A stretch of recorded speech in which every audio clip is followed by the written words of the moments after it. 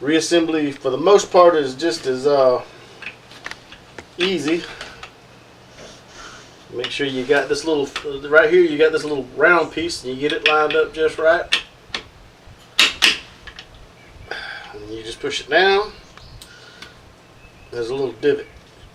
I think I've hit it. Yep. And then you take your piston.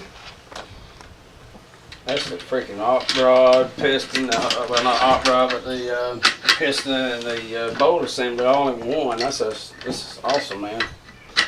It's very simplistic for the most part. It's not a lot of different parts. You just kind of, I said it was going to be simple to put back together. I told you I was going to make it, y'all, that it was going to make a liar out of me. You have to hold your tongue just right. All right. You just gotta find that special little feeling. I gotta get that one little spot. Get the sweet spot. It's good though. I mean, you got to get out here and practice this. So, yeah, this is probably the first time I've touched the innards of this gun in a while.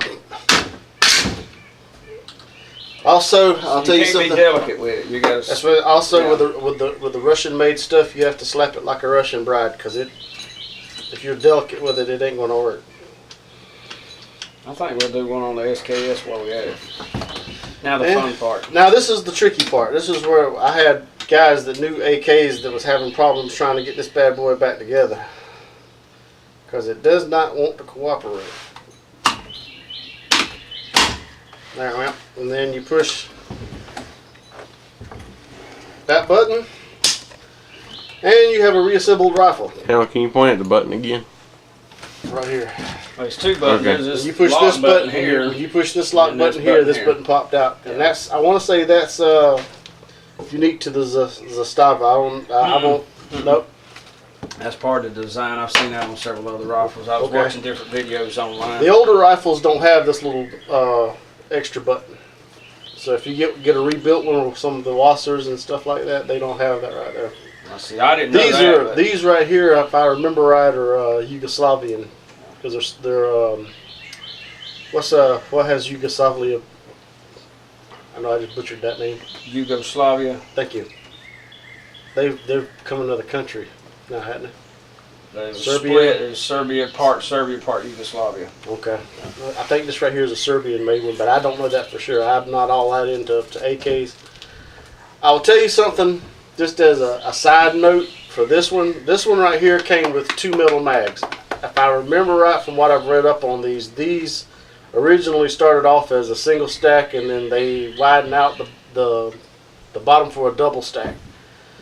The tolerances on these things are not exact. They're all over the place. I've ran Tapco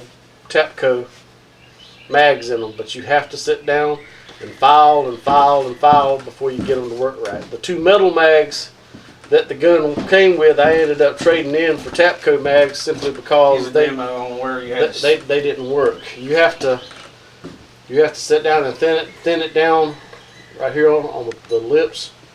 On the inside right along in this area, all the way through there, so that when the slide comes down, what happens is the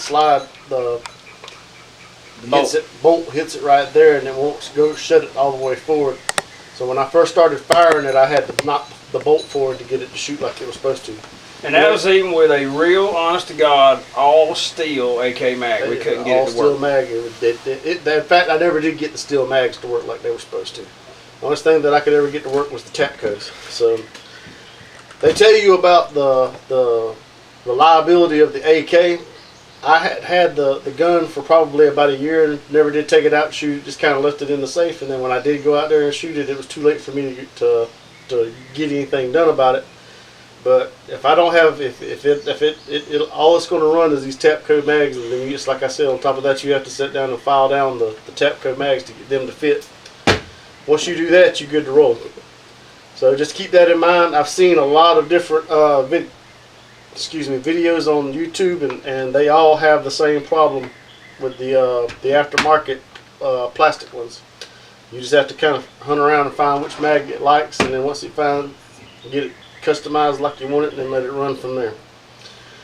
Well, this is Uncle Fester with Shade Tree Survivalist. Hope you learned a little bit of something. Hope I didn't make you too ignorant from this little bit of instructional. And y'all have a good day.